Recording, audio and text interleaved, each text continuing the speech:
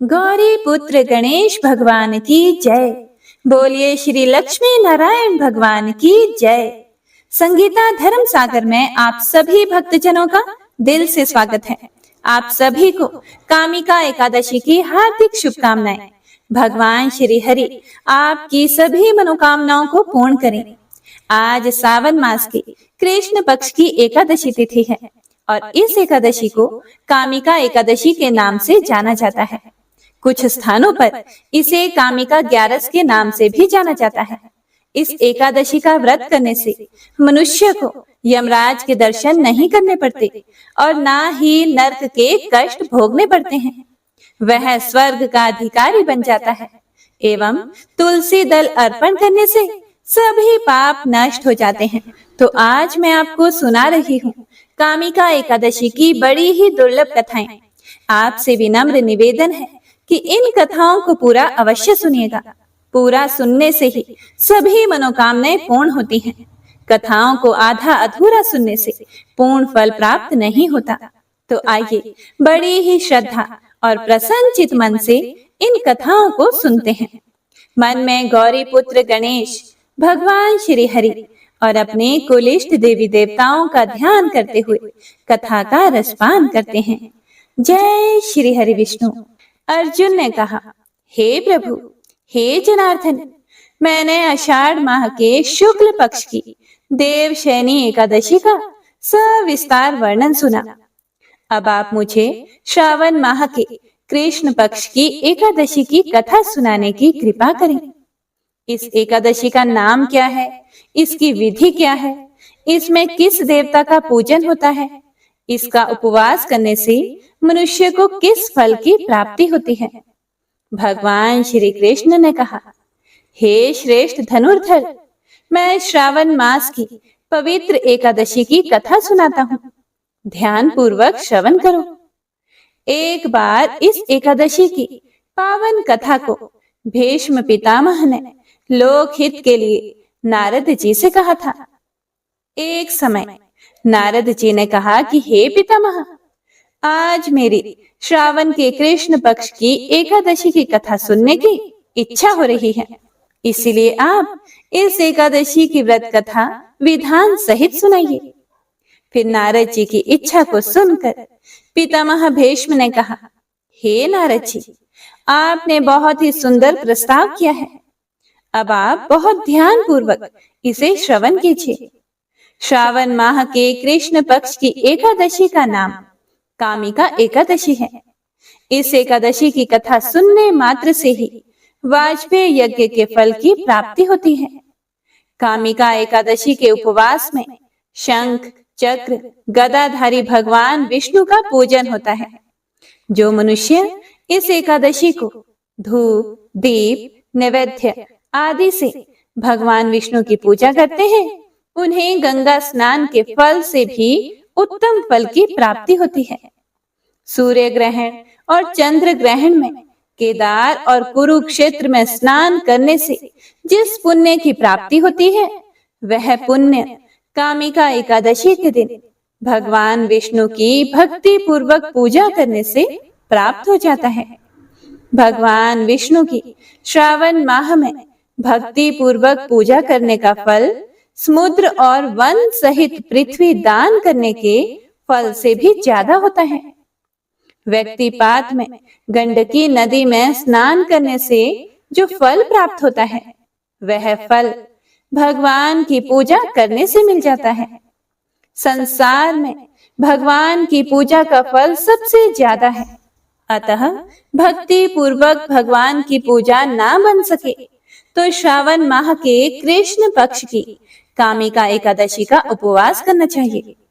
आभूषणों से युक्त बछड़ा सहित गौदान करने से जो फल प्राप्त होता है, वह फल कामिका एकादशी के उपवास से मिल जाता है। जो उत्तम द्विज श्रावण माह के कृष्ण पक्ष की कामिका एकादशी का उपवास करते हैं तथा भगवान विष्णु का पूजन करते हैं, उनसे सभी देव, नाग, किन्नर, पितृ आदि की पूजा हो जाती है। इसीलिए पाप से डरने वाले व्यक्तियों को विधि विधान सहित इस उपवास को करना चाहिए। संसार सागर तथा पापों में फंसे हुए मनुष्यों को इनसे मुक्ति के लिए कामिका एकादशी का व्रत करना चाहिए। कामिका एकादशी के उपवास से भी पाप नष्ट हो जाते हैं। संसार में इससे अधिक पापों को नष्ट करने वाला कोई और उपाय नहीं है। हे नारद जी, स्वयं भगवान ने अपने मुख से कहा है कि मनुष्यों को अध्यात्म विद्या से जो फल प्राप्त होता है उससे अधिक फल कामिका एकादशी का व्रत करने से मिल जाता है। इस उपवास के करने से मनुष्य को ना यमराज के दर्शन होते हैं और ना ही नरक के कष्ट भोगने पड़ते हैं। वह स्वर्ग का अधिकारी बन जाता है। जो भी मनुष्य इस दिन तुलसी दल से भक्ति पूर्वक भगवान विष्णु का पूजन करते हैं, वे संसार सागर में रहते हुए भी इस प्रकार अलग रहते हैं जिस प्रकार कमल पुष्प जल में रहता हुआ भी जल से अलग रहता है। तुलसी दल से भगवान श्री हरि का पूजन करने का फल 1 बार स्वर्ण और 4 बार चांदी के दान के फल के बराबर है। भगवान विष्णु रतन, मोती, मणि आदि आभूषणों की अपेक्षा तुलसी दल से अधिक प्रसन्न होते हैं। जो मनुष्य प्रभु का तुलसी दल से पूजन करते हैं उनके सभी पाप नष्ट हो जाते हैं। हे नारद जी, मैं भगवान की अति प्रिय श्री तुलसी जी को प्रणाम करता हूँ। तुलसी जी के दर्शन मात्र से मनुष्य के सभी पाप नष्ट हो जाते हैं और शरीर के स्पर्श मात्र से मनुष्य पवित्र हो जाता है। तुलसी जी को जल से स्नान कराने से मनुष्य की सभी यम यातनाएं नष्ट हो जाती हैं। जो मनुष्य तुलसी जी को भक्ति पूर्वक भगवान के श्री चरण कमलों में अर्पित करता है उसे मुक्ति मिलती है। इस कामिका एकादशी की रात्रि को जो मनुष्य जागरण करते हैं और दीप दान करते हैं उनके पुण्य को लिखने में चित्रगुप्त भी असमर्थ है। एकादशी के दिन जो मनुष्य भगवान के सामने दीपक जलाते हैं उनके पितृ स्वर्ग लोक में अमृत का पान करते हैं। भगवान के सामने जो मनुष्य घी या तिल के तेल का दीपक जलाते हैं उनको सूर्य लोक में भी सहस्त्रों दीपकों का प्रकाश मिलता है। हे अर्जुन, अब मैं तुम्हें इससे संबंधित बड़ी ही पावन कथा को सुनाता हूँ, ध्यान पूर्वक सुनो।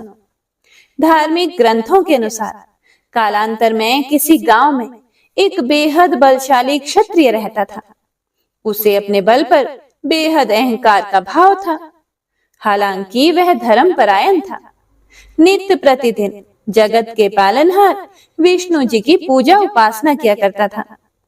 एक दिन वह किसी जरूरी काम से कहीं बाहर जा रहा था और रास्ते में उसकी भिड़ंत एक ब्राह्मण से हो गई।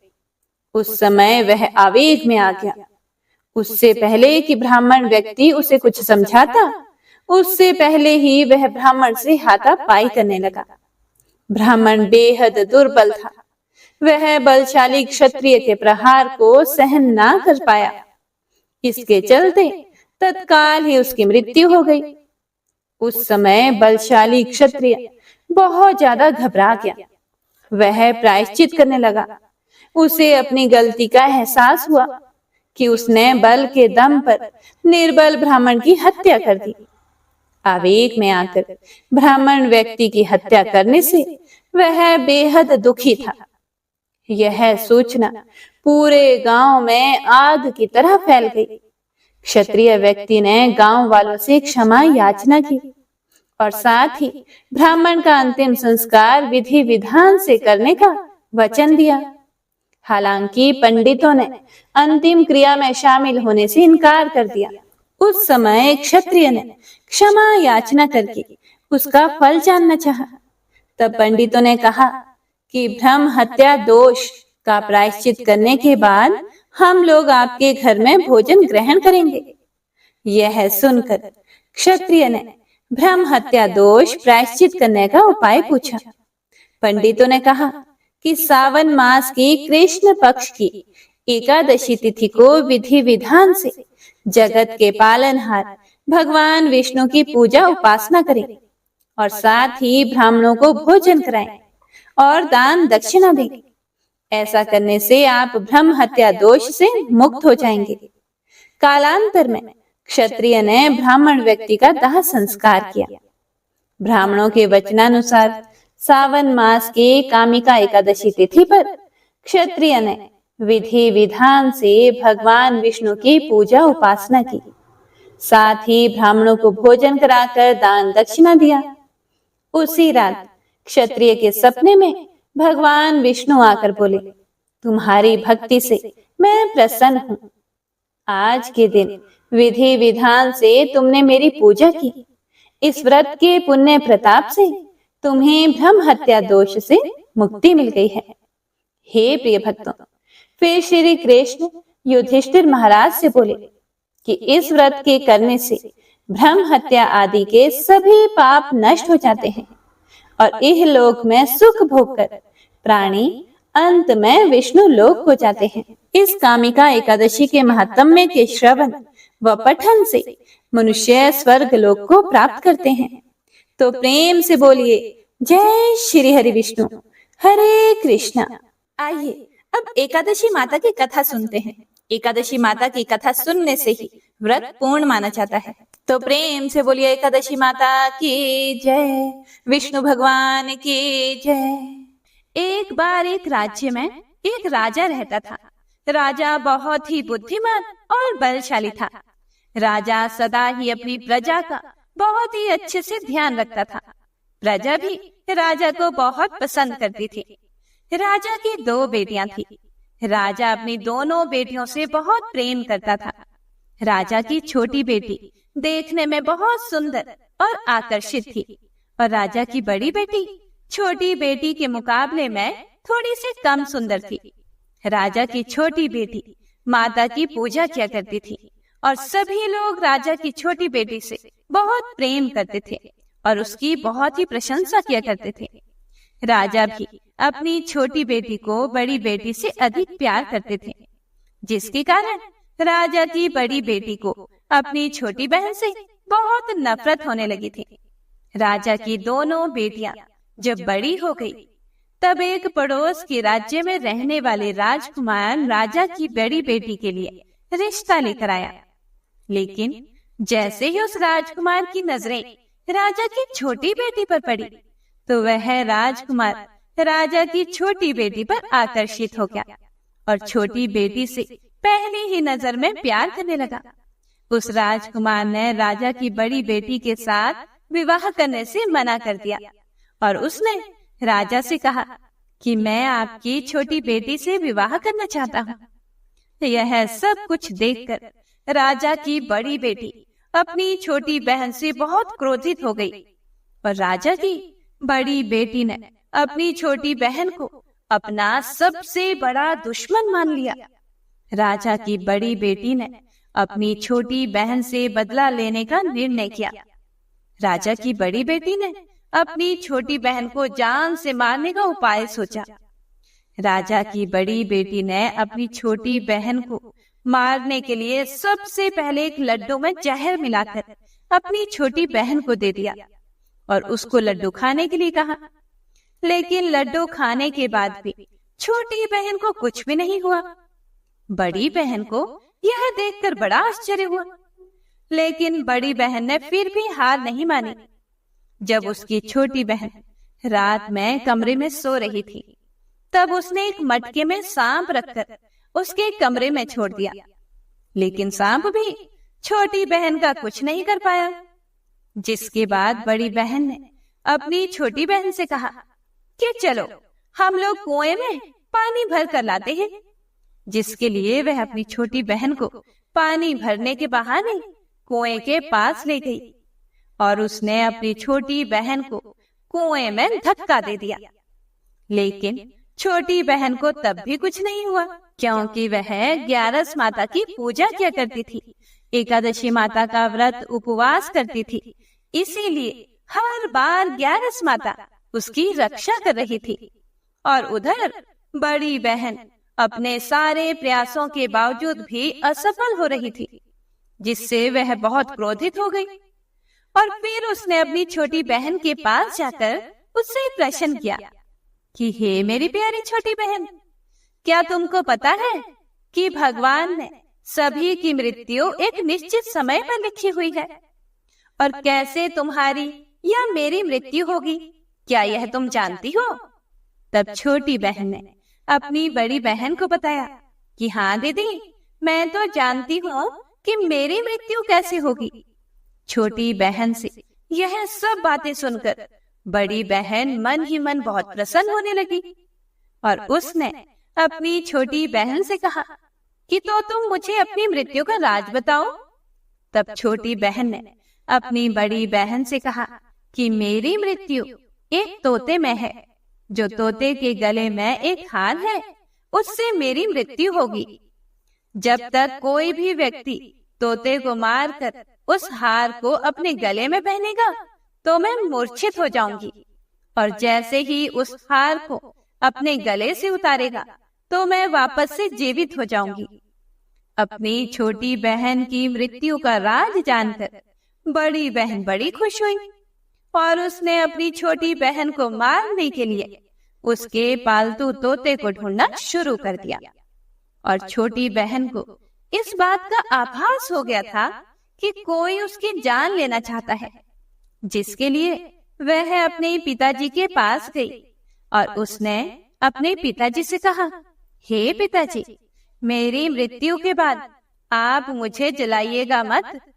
आप मुझे अपनी पुरानी वाली हवेली में एक पलंग पर लेटाकर छोड़ दीजिएगा। अपनी छोटी लड़की की ये बातें सुनकर राजा बहुत आश्चर्यचकित हो गया। राजा ने अपनी छोटी बेटी से पूछा कि हे पुत्री, तुम ये क्या कह रही हो? तब राजा की छोटी बेटी ने बताया कि पिताजी, समय किसी के लिए भी नहीं रुकता है। क्या कब किसको हो जाए इसका किसी को कुछ नहीं पता। फिर राजा ने अपनी छोटी बेटी से कहा कि तुम ऐसी बातें क्यों करती हो? 2-3 दिन के बाद तो तुम्हारा विवाह है। लेकिन छोटी बेटी ने अपने पिताजी को ऐसा करने पर मजबूर कर दिया और उनसे वचन ले लिया। राजा ने भी अपनी छोटी बेटी की बात स्वीकार कर ली और 2-3 दिनों के बाद जब शादी का समय आया तब राजकुमार बारात लेकर राजा के घर आया और राजकुमार और राजा की छोटी बेटी का विवाह शुरू हो गया। हे प्रिय भक्तों, जैसे ही राजा की छोटी बेटी राजकुमार के साथ फेरे लेना शुरू हुई तो उसकी बड़ी बहन अपनी छोटी बहन के कमरे में जाकर उसके तोते को पकड़ लेती है और उसको जान से मार देती है। तोते के गले में जो हार था उसको अपने गले में धारण कर लेती है और जैसे ही बड़ी बहन उस हार को अपने गले में धारण करती है तो उधर छोटी बहन 3.5 ही फेरे ले पाती है और वहीं पर बेहोश होकर गिर जाती है। जिसके बाद राजा ने बड़े बड़े वैद्य हकीमों को बुलाया और अपनी छोटी बेटी का इलाज करने के लिए कहा। राजा की बात को सुनकर जब वैद्य ने छोटी बेटी को देखा तो राजा को बताया कि आपकी छोटी बेटी ना तो जीवित है और ना ही मरी हुई है। ऐसा मैंने पहली बार देखा है। वैद्य और हकीम की बात को सुनकर राजा ने उनसे कहा कि इस बात को बाहर किसी को भी मत बताना, और अगर तुमने यह बात किसी को बाहर बताई तो हम तुमको फांसी दे देंगे। राजा ने अपनी छोटी बेटी को पुराने महल में जाकर एक पलंग में लेटा दिया और वहां पर कुछ सैनिकों को तैनात कर दिया। इसके बाद राजा वापस अपने महल में आया। राजा की बड़ी बेटी अपने पिताजी के पास आई और कहने लगी कि हे पिताजी, अगर यह शादी संपन्न नहीं हुई तो आपकी इज्जत का क्या होगा? आप कहिए तो मैं आपकी इज्जत बचाने के लिए राजकुमार से शादी करने के लिए तैयार हूँ।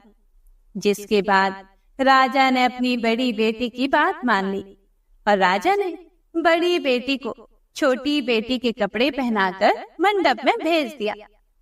लेकिन राजकुमार यह जान गया कि यह राजा की छोटी बेटी नहीं है, बल्कि यह तो राजा की बड़ी बेटी है।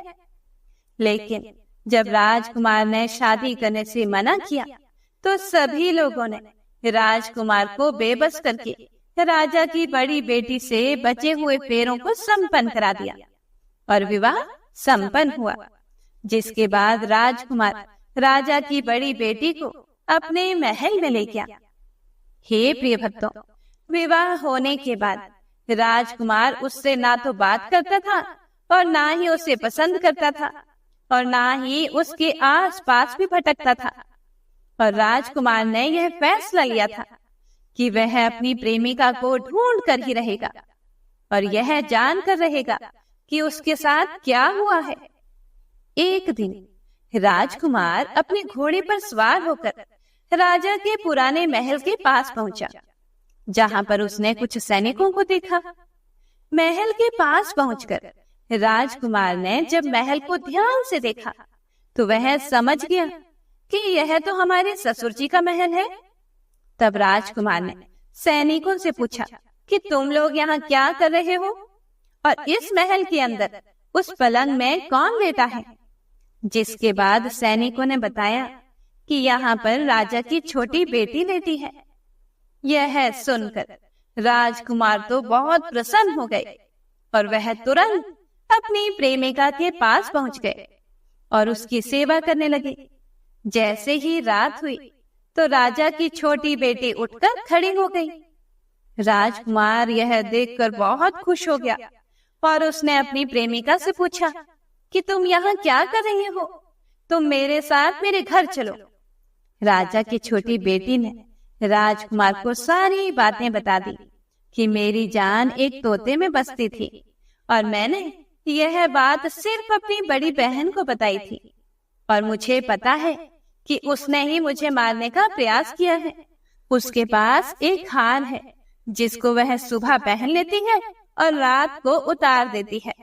जब तक वह हार को पहन कर रखती है तब तक मैं मूर्छित रहती हूँ और जैसे ही वह हार को उतार देती है तो मैं जीवित हो जाती हूँ और जब तक मेरी बड़ी बहन के पास वह हार रहेगा तब तक मैं ऐसे ही जीवित और मूर्छित होती रहूंगी। अगर मेरी बड़ी बहन के पास जो हार है वह मेरे हाथ लग जाए तो मैं हमेशा के लिए जीवित हो जाऊंगी। राजकुमार यह सब बातें सुनकर राजा की छोटी बेटी के पास रहने का निर्णय ले लेता है और उसने अपने बचे हुए सारे फेरे उस पलंग में लेटी हुई राजकुमार की छोटी बेटी के साथ ले लिए और अपना विवाह पूर्ण कर लिया और वहीं पर वह रहने लगा। और देखते ही देखते कुछ समय में राजा की छोटी बेटी और राजकुमार की पत्नी गर्भवती हो गई।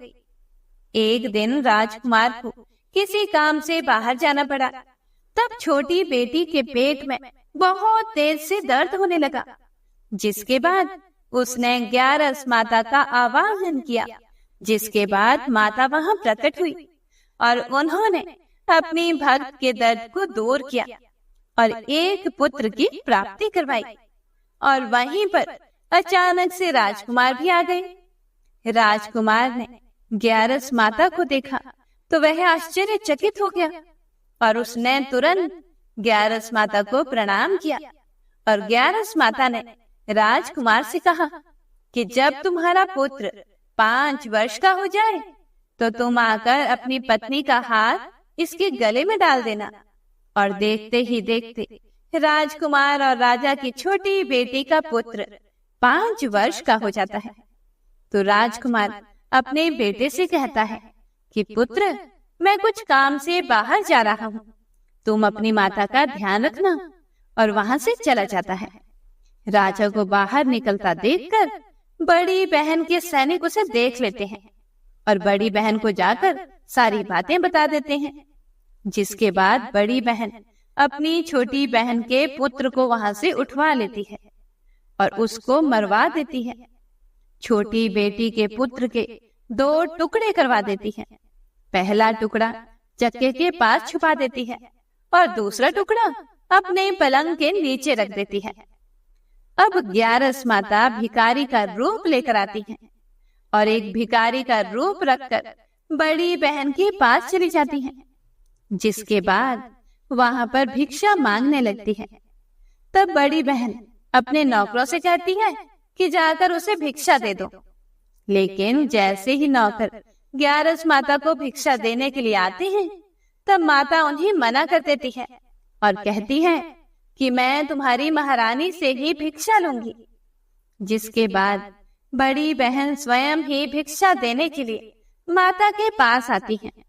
तब माता एक बिल्ली का रूप लेकर उसके कमरे में चली जाती है और वहां पर छोटी बेटी के पुत्र के 2 टुकड़े को आपस में जोड़ देती है और उसे जीवित कर देती है। फिर उसे वहां से ले जाती है। राजकुमार अपने बेटे को लेकर अपनी पत्नी के पास आता है और उसे कहता है कि तुम इसका ध्यान रखना। अगर तुम इस बच्चे का अच्छे से ध्यान रखोगी तो मैं तुमसे बात भी करूंगा। एक दिन राजकुमार अपने बच्चे से कहता है कि तुम अपनी मम्मी से उनके गले का हार मांग लो। तो अपने पिता की बात को मानकर राजकुमार का लड़का अपनी मम्मी के पास जाता है और कहता है कि मामा, मुझे तुम्हारा हार चाहिए। यह सुनकर पहले तो बड़ी बहन बड़ी क्रोधित हुई, पर उसको याद आता है कि राजकुमार ने कहा था कि अगर मैं इस बच्चे का ध्यान अच्छे से रखूंगी तो वह मुझसे बात करेंगे, जिसके कारण वह हार उस बच्चे को दे देती है और वह तुरंत हार को ले जाकर अपने पिताजी को दे देता है। और तभी राजकुमार अपने बेटे को लेकर वहां से जाने लगता है और अपनी पत्नी से कहता है कि तुम हमारे लिए खाना बना कर रखना, मैं शाम को आकर तुम्हारे साथ खाना खाऊंगा। और वह अपने बेटे को लेकर वहां से चला जाता है। जिसके बाद वह राजा के पास जाता है और उनको सारी बातें बता देता है। राजा अपनी बड़ी बेटी की यह करतूत सुनकर बहुत क्रोधित होते हैं और अपनी परवरिश पर ही दोष देने लगते हैं। राजकुमार को अपनी छोटी बेटी के साथ रहने के लिए वह आदेश दे देते हैं। इस प्रकार ग्यारस माता की कृपा से राजकुमार और राजा की छोटी बेटी सुख पूर्वक रहने लगे। तो प्रेम से बोलिए एकादशी माता की जय। आइए अब बड़ी ही श्रद्धा और प्रसन्नचित मन से मनोकामनाओं को पूरी करने वाली तुलसी माता की कथा को सुनते हैं। तुलसी माता की कथा को सुने बिना व्रत पूर्ण नहीं माना जाता। इस कथा को सुनने से एकादशी के व्रत का संपूर्ण फल मिल जाता है। तो आइए प्रसन्नचित मन से इस कथा को सुनते हैं। कथा के अनुसार एक कुटुंब में ननंद तथा भाभी साथ में रहते थे। ननंद का विवाह अभी नहीं हुआ था। वह तुलसी के पौधे की बहुत सेवा किया करती थी, लेकिन उसकी भाभी को यह सब कुछ बिल्कुल भी पसंद नहीं था। जब कभी भी उसकी भाभी को अत्यधिक गुस्सा आता, तब वह उसे ताना देते हुए कहती कि जब तुम्हारा विवाह होगा तो मैं तुलसी ही बरातियों को खाने को दूंगी और तुम्हारे दहेज में भी तुलसी ही दूंगी। कुछ समय बीत जाने पर ननंद का विवाह पक्का हुआ। विवाह के दिन भाभी ने अपने कहे अनुसार, मतलब जैसा कि वह हमेशा बोला करती थी कि तुम्हारे विवाह में बारातियों को तुलसी ही खाने को दूंगी और दहेज में भी तुलसी ही दूंगी, तो भाभी ने बारातियों के सामने तुलसी का गमला फोड़ दिया और बारातियों को उसे खाने के लिए कहा। तुलसी माता की कृपा से वह फूटा हुआ गमला अनेकों स्वादिष्ट पकवानों में बदल गया। भाभी ने गहनों के नाम पर तुलसी की मंजरी से बने हुए गहने पहना दिए और वे भी सुंदर सोने जवाहरात में बदल गए। भाभी ने वस्त्रों के स्थान पर तुलसी का जनेऊ रख दिया और वह रेशमी तथा सुंदर वस्त्रों में बदल गया। जब ननंद ससुराल पहुंची तो उसके ससुराल में उसके दहेज की बहुत प्रशंसा की गई। जब यह बात भाभी के कानों तक पहुंची तो उसे बड़ा ही आश्चर्य हुआ। उसे अब तुलसी माता की पूजा का महत्व समझ में आया। भाभी की एक लड़की थी। वह अपनी लड़की से कहने लगी कि तुम भी तुलसी की सेवा किया करो, तुम्हें भी बुआ की तरह फल मिलेगा। वह जबरदस्ती अपनी बेटी से तुलसी माता की सेवा करने को कहती, लेकिन लड़की का मन तुलसी सेवा में नहीं लगता था। लड़की के बड़े होने पर उसके विवाह का समय आ गया। तब भाभी सोचती है कि जैसा व्यवहार मैंने अपनी ननंद के साथ किया था वैसा ही मैं अपनी लड़की के साथ भी करती हूँ, तो यह भी गहनों से लद जाएगी और बारातियों को खाने में पकवान मिलेंगे। ससुराल में इसे भी बहुत इज्जत मिलेगी। यह सोचकर वह बारातियों के सामने तुलसी का गमला फोड़ देती है, लेकिन इस बार गमले की मिट्टी मिट्टी ही रही, मंजरी तथा पत्ते भी अपने रूप में ही रहे। जनेऊ भी अपना रूप नहीं बदलता है। सभी लोगों तथा बारातियों द्वारा भाभी की बुराई की जाती है। लड़की के ससुराल वाले भी लड़की की बुराई करते हैं। भाभी कभी भी ननंद को घर नहीं बुलाती थी। भाई को बहन की याद आती है, तो भाई ने सोचा बहुत समय हो गया, मैं बहन से मिल कर आता हूँ। उसने अपनी पत्नी से कहा और कुछ उपहार बहन के पास ले जाने की बात कही। भाभी ने थैले में ज्वार भर कर दे दिया और कहा और कुछ नहीं है, तुम यही ले जाओ। वह दुखी मन से बहन के पास चल पड़ा। वह सारे रास्ते सोचता रहा कि कोई भाई अपनी बहन के घर ज्वार कैसे ले जा सकता है। यह सोचकर वह एक गौशाला के पास रुका और ज्वार का थैला गाय के सामने पलट दिया। तभी गाय पालने वाले ने कहा कि आप गाय के सामने हीरे मोती तथा सोना क्यों डाल रहे हो? यह देखकर भाई को बड़ा ही आश्चर्य हुआ और उसने सभी हीरे मोती तथा सोना वापस अपने थैले में रख लिया। भाई ने सारी बात अपनी बहन को बताई और बड़ी खुशी खुशी उसने सारे हीरे मोती और जेवर अपनी बहन को दिए। दोनों भाई बहन एक दूसरे को देखकर अत्यंत प्रसन्न हुए। जैसी कृपा माता तुलसी ने ननंद पर की, ऐसी ही कृपा सभी पर करना। बोलिए श्री तुलसी माता शालिग्राम भगवान की जय। बोलिए श्री लक्ष्मी नारायण भगवान की जय। ओम जय एकादशी जय एकादशी जय एकादशी माता। विष्णु पूजा व्रत को धारण कर शक्ति मुक्ति पाता। तेरे नाम गिनाऊं देवी भक्ति प्रदान करनी। गण गौरव की देनी माता शास्त्रों में वरनी। ओम जय एकादशी माता। विष्णु पूजा व्रत को धारण कर शक्ति मुक्ति पाता। मार्गशीर्ष के कृष्ण पक्ष की उत्पन्ना। विश्व तारिणी जन्मी। शुक्ल पक्ष में हुई मोक्षदा मुक्तिदाता बन आई। ओम जय एकादशी माता।